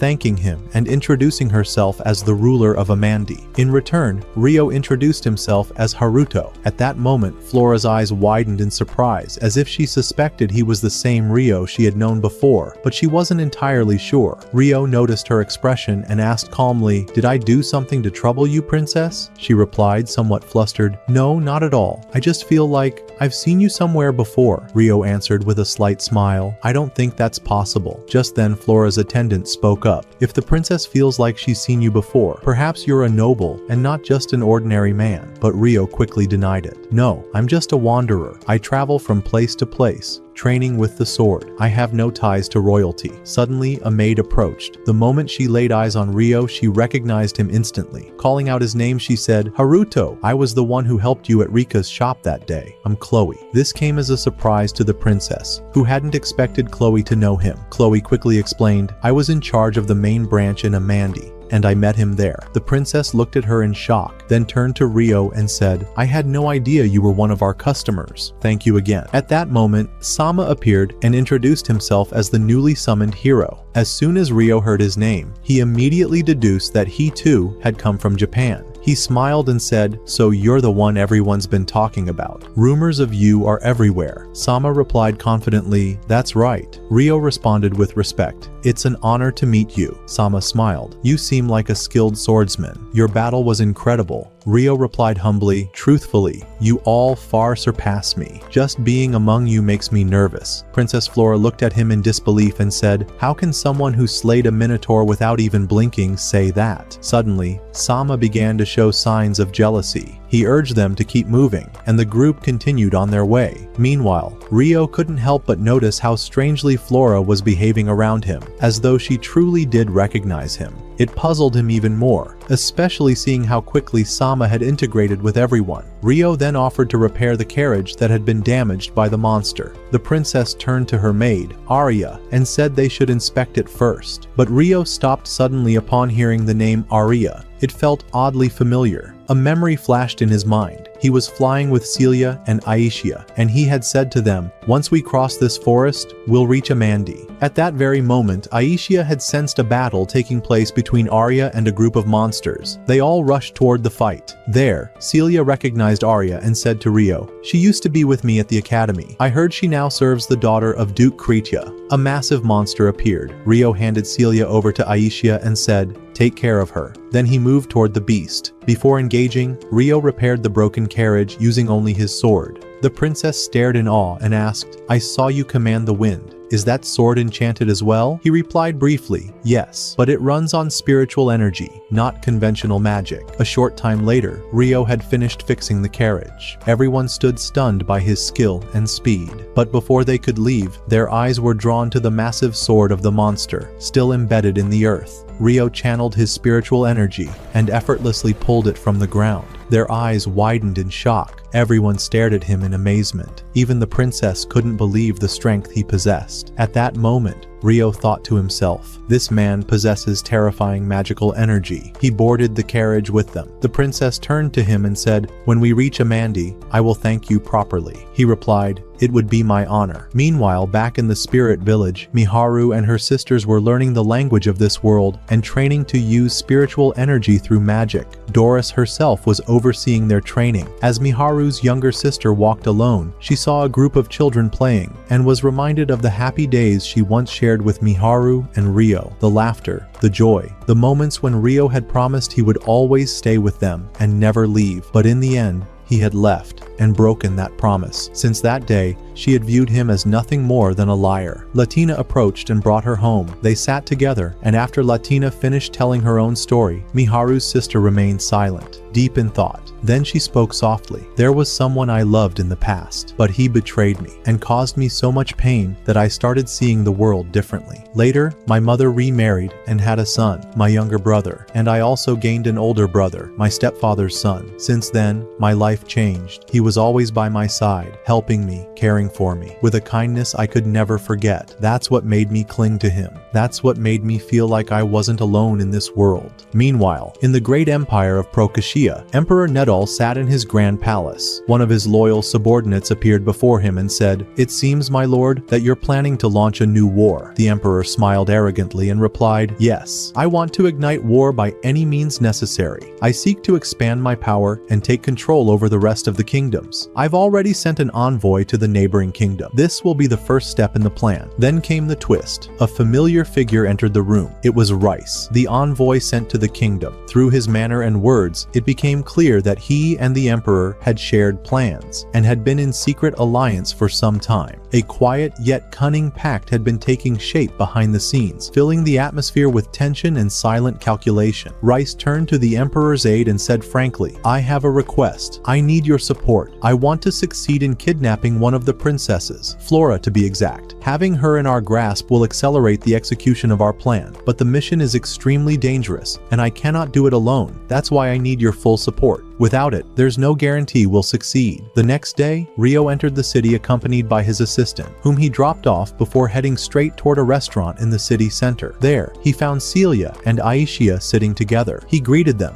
and informed them that he had decided to stay in the city for a few days. He told them about his encounter with Flora, and Celia asked, "Did she recognize your identity?" He replied, "It seemed like she sensed something, but she didn't show it outright." He then asked her to teach him proper etiquette, as he would soon be meeting with the princesses. That evening, Flora's attendant was sitting with her, speaking about her maid, Aria, and expressing great admiration for her skills. The princess thanked him, then asked a strange question. Shouldn't the hero be the one with the power to change this situation? The attendant nodded, saying she was right, but explained that the current hero still lacked the experience needed to fully master his powers. The princess replied that she didn't quite understand the nature of his strength. He couldn't fight the monster, yet he lifted the massive sword with ease. She wondered aloud whether the source of power was the sword itself. The attendant agreed it was a strong possibility, especially since the sacred magical affinity only appears to heroes. He added that displaying such strength raised deeper questions. The princess then asked, "So you think he just needs more experience and nothing more?" The attendant confirmed it. "He lacks experience for now, but I've been putting him through illusion-based battles against knights to help him improve." The princess remarked that his first real battle hadn't gone well at all. The attendant responded, "Let's treat it as a learning opportunity, nothing more." He added, "Despite everything, we can't deny that he was the one who saved us all. He defeated 3 minotaurs at once and demonstrated incredible control over the enchanted sword in his possession." At that moment, the princess began to suspect his identity. "He may be from a noble family," she said, "but hiding his true origins from everyone." The attendant urged her to learn more about him and suggested he attend the upcoming meeting. She agreed, and he also requested that she send knights to investigate the forest for any clues regarding the monster's appearance. The scene shifted to 2 of the queen's guards walking with 2 young women, clearly taking advantage of them for money. The girls had no idea the men were soldiers. They thought they were just regular nobles. As they walked, the guards grumbled about the hero's orders, their faces showing clear resentment. They hated him. They didn't see him as a real noble, and certainly not worthy of leading them. He was just a man from another world. They reached a hotel and demanded a specific room. The receptionist told them it was already occupied and offered other rooms, but they refused. They even offered to pay triple the price, but the employee declined firmly. They became aggressive, threatening him with their authority. Unbeknownst to them, the room they demanded was the one currently occupied by Ryo, Celia, and Ichika. Ryo heard the shouting outside, and suddenly the guards burst into the room. The frightened hotel staff rushed to apologize to Ryo. Ryo, calm and cold, turned to the guards and asked what they wanted and why all the commotion. Upon recognizing him, the guards said they were among the group he had once saved. As Ryo learned their names, we discover they were Stuart and Alfor, his former classmates at the academy. They immediately began mocking him, as they used to. Ryo replied flatly that he didn't remember them and didn't want to. When he asked why they were here, one of them said they wanted to use his room. Despite this, Ryo responded politely, "I was just having my meal. You're welcome to come in and eat if you'd like." He got up to leave with Celia and Ichika, but one of the soldiers stopped him and asked him to stay for dinner. Ryo replied calmly, "I've had enough to eat." The soldier grew agitated. "So, you're rejecting our invitation?" He accused Ryo of arrogance, calling him a commoner. "You may be skilled with a sword, but you're still just an ordinary man." At that moment, the hotel staff intervened, warning Ryo that continued trouble with guests would force disciplinary action. Ryo prepared to leave again, but the soldier blocked his path. "You don't know how to show proper respect to nobles," he sneered. Ryo replied coolly, "Unfortunately, I was born an ordinary man." he added. I don't like raising my hand against others for their actions, but I heard that regional laws allow duels under certain circumstances. That sentence was all it took to enrage the guard. How dare you speak to me like that? The soldier lunged, but Ryo easily dodged the blow and controlled the situation. In a blur, he delivered a crushing strike that knocked both Stewart and Alford to the ground. Word quickly reached the princess's assistant. She was embarrassed by what had happened. This was not how she wanted Ryo to see the nobility. Determined to fix the situation, she decided to apologize to Ryo in person. At the same time, Flora's aide resolved to teach the soldiers a lesson they'd never forget. He confronted them in fury. I never expected anything good from you two, but this? He scolded them harshly. Your foolishness has become my burden. He announced that they would receive no second chance. The punishment will be the stripping of your titles. You'll no longer be nobles, the soldiers protested. It was just a fight with some swordsmen, but their father shouted furiously, that swordsman possesses a talent that far exceeds yours. He defeated 3 monsters at once with terrifying power and perfect mastery over his sword. Do you think you could do that? He then declared, I will give you one last chance to restore your reputation. You'll participate in the investigation of the forest. Princess Flora herself will oversee it. If you prove yourselves, I may reconsider my support, but if you fail, you'll be sent back to Rodania and imprisoned for life. In the end, they agreed, but he made one condition clear. They must apologize to Ryo first. Though they felt humiliated, they had no choice. Meanwhile,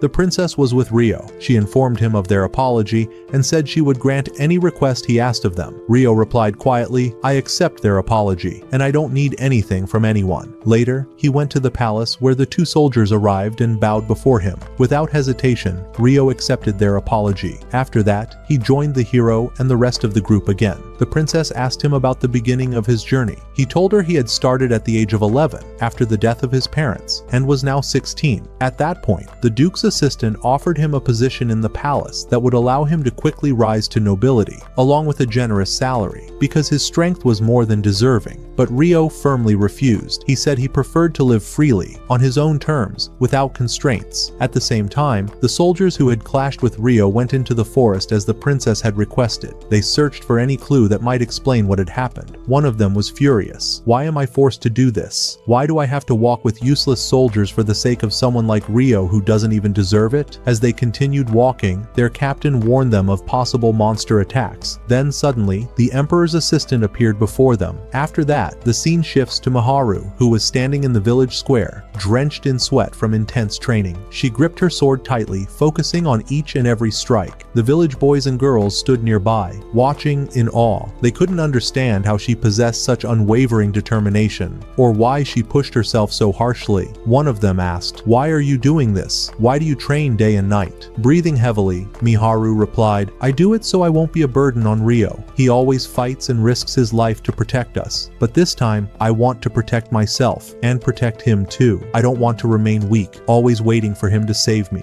At that moment, the scene shifts again, to the emperor's assistant, standing with coldness in his eyes. Beside him was Rice, staring in silence, uncertain why they had come to this place. Rice gave a sly smile and said, we came here specifically for you. We knew you'd arrived. He slowly drew his sword, his eyes gleaming with menace, and ordered the emperor's assistant to eliminate them and end the story once and for all. The assistant, however, looked at them with disdain. These are just children, he thought. They don't stand a chance. Their leader stood firm, but the assistant lunged at them with terrifying speed, striking them down one after another. Soldiers fell before him like leaves in the wind, and in a matter of moments, only weak and broken bodies remained on the ground. Then Rice stepped forward calmly, taking note of the names of the fallen soldiers. From his expression, it was clear this was not just an ambush. Something far bigger was being prepared. A few conscious soldiers tried to flee, including a noble guard, but before they could take 2 steps, the assistant appeared right before them,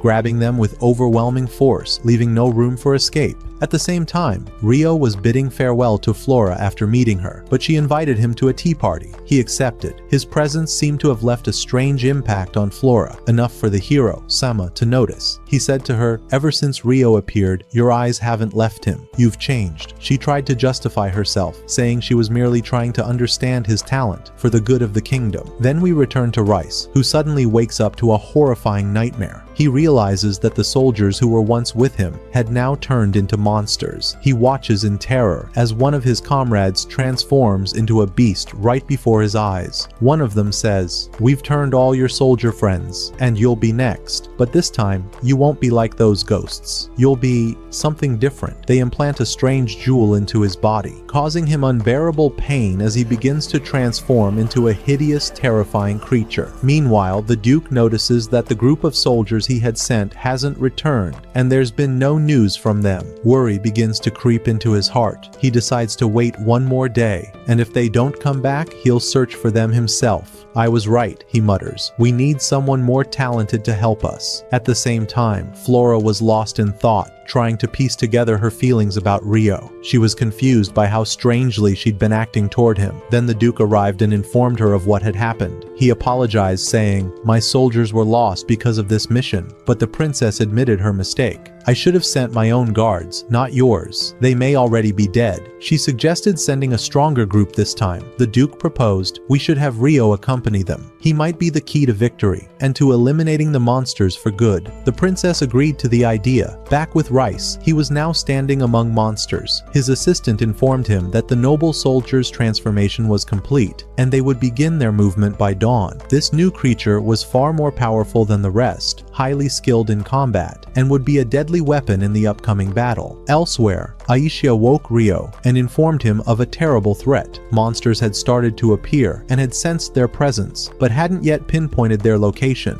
Meanwhile, the monsters were drawing closer, and the soldiers quickly blew the alarm horns to keep people inside their homes. Celia woke to the sound of the loud sirens and ran toward Ryo, her heart filled with worry. She asked what was happening, and Ryo calmly responded, "Our priority is to gather information about the attacking monsters." Celia insisted on fighting. She told him she could use magic well. He agreed and went to assess the situation himself. There, he discovered that the monsters had breached the city's gates and broken through the surrounding defenses. Despite everything, Ryo still believed there was hope, but suddenly, Aisha returned and warned him. Another group of monsters was entering the city from a different direction. This meant the city was now surrounded. The citizens began fleeing east, but that created a new problem. The monsters had already infiltrated from that very side. At that moment, the soldiers prepared to launch a full-force attack, but the monsters' strength was overwhelming. They destroyed the palace's main gates and burst inside. Even the maids began defending themselves. It was chaos until Ryo intervened. He charged a monster head-on, taking it down. Then another group. He defeated them as well. Everyone watched in awe. At the same time, the princess was directing the remaining soldiers, trying to hold the lines. One of the female guards informed her, "Thanks to Ryo, we've regained control over much of the battle." Relieved, the princess felt a bit more at ease. But far away from all this, Rice and the Emperor's assistant were hiding in a distant location, watching everything unfold with twisted joy. They had succeeded in unleashing the monsters deep into the kingdom. Meanwhile, Ryo continued fighting with unmatched skill. Even the soldiers couldn't take their eyes off him. His power stunned everyone. But in the middle of the battle, he noticed something strange. A group of monsters was standing still, not participating in the fight. He quickly realized they weren't real monsters. They were kingdom soldiers, transformed by Rice's dark abilities. As he focused on their faces, he said to himself, "I remember fighting these men before. Back then, I could take them down in seconds. If one of them manages to sneak into the city now, they could cause chaos. Their goal isn't just to fight, it's something else entirely."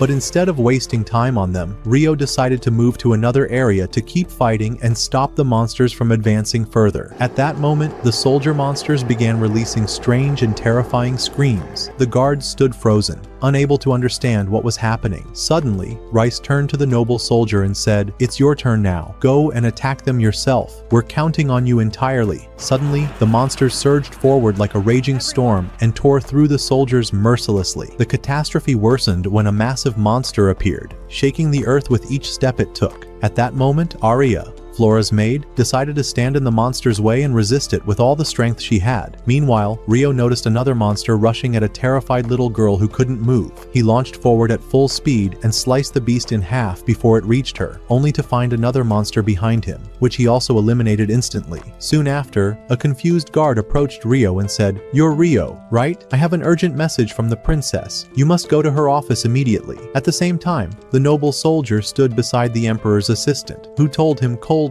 "Your mission begins now. Attack the princess and the hero, but do not harm the princess. Do you understand me?" Nearby, a guard overheard the conversation. The assistant noticed him and ordered the noble soldier to silence him. The soldier obeyed and killed him instantly. However, the guard's dying scream reached those in the princess's office, alerting them that something was wrong. Suddenly, the noble soldier stormed the office, accompanied by terrifying monsters that attacked without hesitation. The hero immediately reacted, and one of the queen's guards stepped forward to defend, but a massive beast blocked his way and overpowered him with ease. In the next instant, the noble soldier struck the hero with devastating force, knocking him unconscious in one blow. Everyone was in shock, not just because of the monster's power and appearance, but because he spoke. That had never happened before. Then, the creature rushed at Duke Irvi, his own father, and landed a deadly blow to his abdomen. The Duke's other son, engaged in battle with another monster, couldn't help him.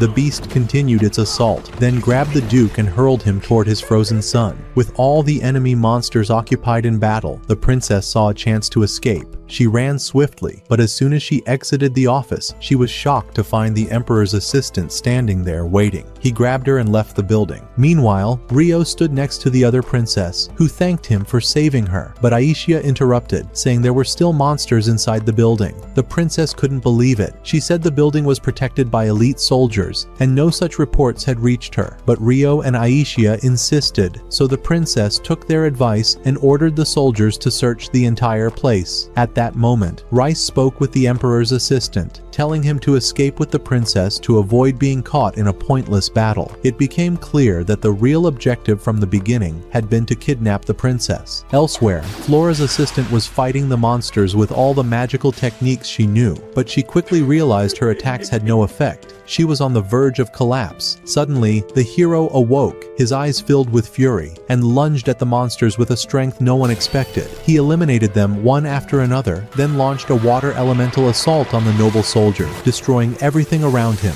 The disaster was that Ryo and Flora were on the lower floor of the same building. When they saw the massive explosion, they realized it came from the very room where the hero and Flora had been. Yet to everyone's shock, the noble soldier survived the hero's attack. As he moved to pursue the monsters, Rice suddenly struck him from behind with a powerful blow that knocked him out. Then, Rice looked at the soldier and ordered him to head into battle with the remaining enemies. As he left, Rice drew a magical circle on the ground, summoning wave after wave of terrifying monsters that began attacking the citizens. A group of soldiers quickly surrounded them, and a fierce battle erupted in the streets. On the other side, Ryo stood in the heart of the battlefield, swiftly decapitating monsters at incredible speed. But then his eyes fell on a scene that froze him in place. Flora had been captured. She was being held tightly by one of the enemies, screaming in pain and fear, calling out to the hero and the others for help. The enemy raised his weapon, threatening to cut off her leg if anyone moved. Ryo focused on the enemy's face and voice. When he pieced the details together, he was shocked. It was the same man who had hunted Dima, the same man who had killed his mother. His heart burned with vengeance. But Ichika came to him and said, "You must go after the kidnapper. I'll handle the monsters." She used her magic to erect a massive barrier to stop the beasts from reaching the citizens. Ryo accepted her words. Before leaving, he looked at Flora and made a vow in front of everyone. "I will save you, no matter what it takes." Then he rushed off after the enemy. Meanwhile, the others couldn't understand why the number of monsters was still increasing. Ichika continued her task, erecting barriers to protect the people. The princess was stunned by Aishia's immense magical power. It felt as if she came from another world. But Celia approached her and explained that Ichika possessed the same mysterious magical force as Ryo. Indeed, Ichika began unleashing her terrifying power against the monsters. She struck them with relentless magic, but they soon surrounded her from all sides. At that moment, the noble soldier returned, headed straight for Ryo's group. It was clear he intended to eliminate them, especially Ichika. As soon as they heard his voice, everyone was stunned.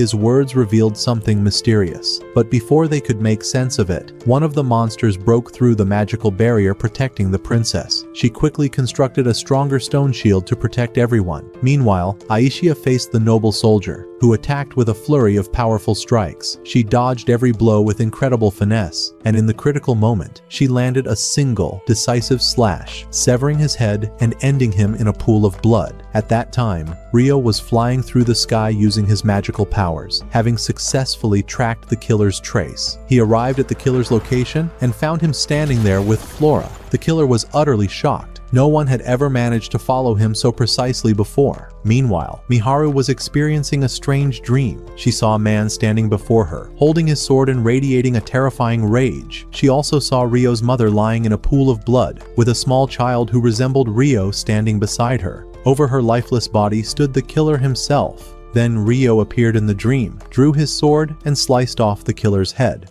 Miharu woke up shaken, feeling that this was not just a random nightmare. It was deeply connected to what was actually happening. Back to Ryo, standing before the Emperor's assistant, who was none other than his mother's killer. Ryo asked him to identify himself before drawing his sword, as if ready to kill Flora. But Ryo's cold, indifferent gaze made it clear. He didn't come to protect Flora. He came for one reason only: revenge. The killer understood this, uncovered his face, and asked if Ryo had been searching for him all this time. Ryo replied sharply, "Yes, you are my true target since the beginning of my journey." The killer attacked with all his strength, but Ryo easily blocked the blows without flinching. Shocked by Ryo's strength and speed, the killer drew a massive sword. But even then, Ryo handled it just as effortlessly. It became clear that Ryo didn't want Flora involved in the fight. His focus was solely on the man who destroyed his family. Elsewhere, Ryo's group was still battling the monsters. But Celia noticed something strange. All the monsters seemed to target her specifically, as if someone had marked her out.